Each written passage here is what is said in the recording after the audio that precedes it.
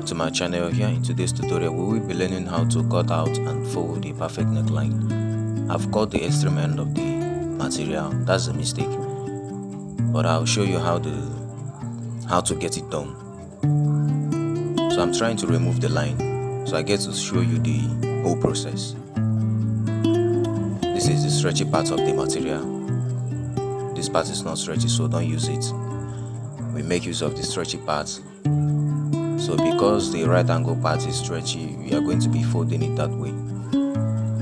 That's how we got it. That's how we get the bias for the neck. So just watch me as I get the process done. So what you need to do right now is to cut through the line. Yes, you separate the two fabrics, then you cut out your bias for the neck folding. So this is the particular side we'll be using. Now I'll be measuring the round neck measurement to be sure. For the width, we usually make use of 3 inches. Some others do make use of 2.5. I normally use 3 so that the neck folding will be broad enough.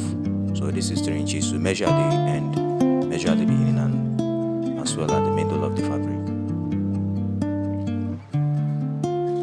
Now you get to connect the dots. You roll your line to have a perfect straight cut.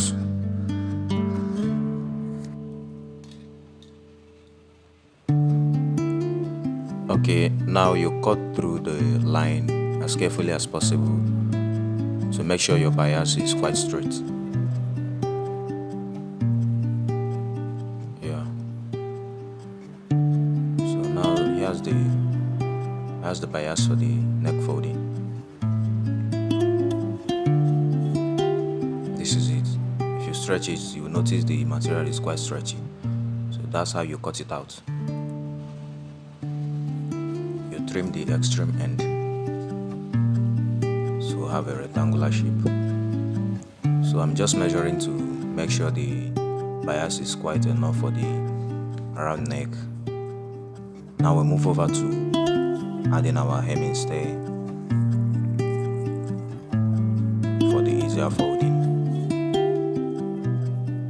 Okay, there's actually another trick to adding a hemming stay to your neck piping. Some people do add one line of the hemming stay, but today I'll just be enlightening you on that.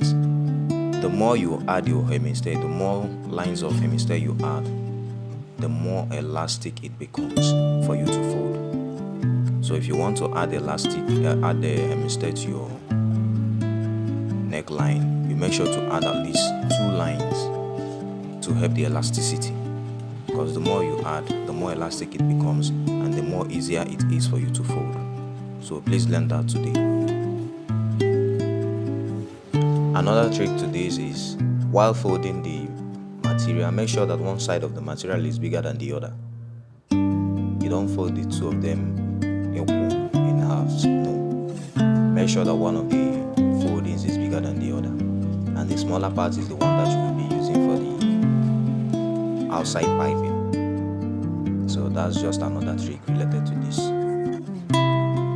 Just be focused. There are still more tricks for you to learn in this.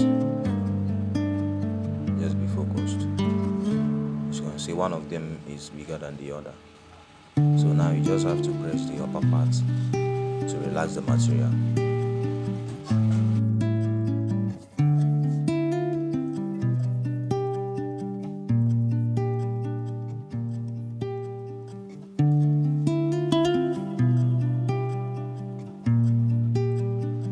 I don't know if you can see it clearly, but I'm actually folding the smaller part of the folding.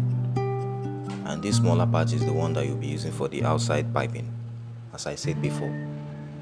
So just try as much as possible to capture what I'm doing in this video. You just have to do it straight up, all through the fabric.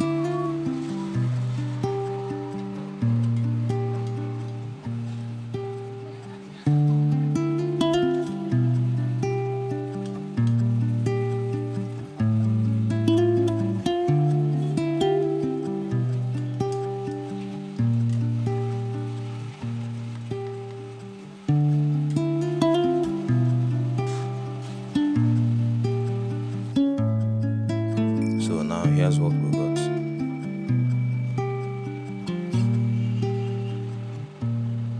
One is bigger than the other based on the first folding,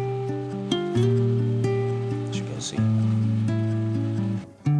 Now we'll move over to curving the fabric.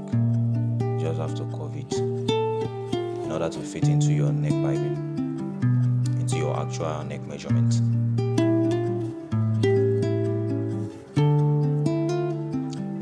Please be focused on this. There's something I will be teaching you. Please be focused. You see how I'm turning it around? There's actually another trick to this. First and foremost, I do draw the iron front, and for a while, at least about 2 seconds, I'll just take it back, then move it front again. And before moving it front, I do curve it. Just watch.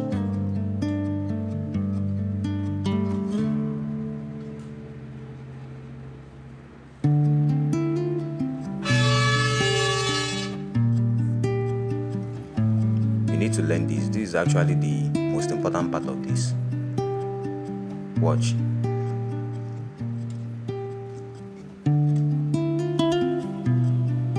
I'll press it forward, then I'll take it back and fold it. You see what I'm saying? This is another trick that people are not aware of. Sometimes it's hard for them. I've encountered people asking me, "Guy, how do you normally do this? How do you normally curve your neckline?" This is how I do it. You take the iron front for at least 5 to 6 seconds. You draw it back and then you fold it around and follow it up with your iron. So this is another most important trick that you need to learn in this video. As you can see, we are almost done. There's something I want you to do for me. We are coming to the end of this video. Please, I would like you to subscribe, like the video, give me a thumbs up. You know, those are the things that the algorithm normally use to rate our videos. So please do the needful. And I promise you to keep bringing more valuable content. I'll be adding more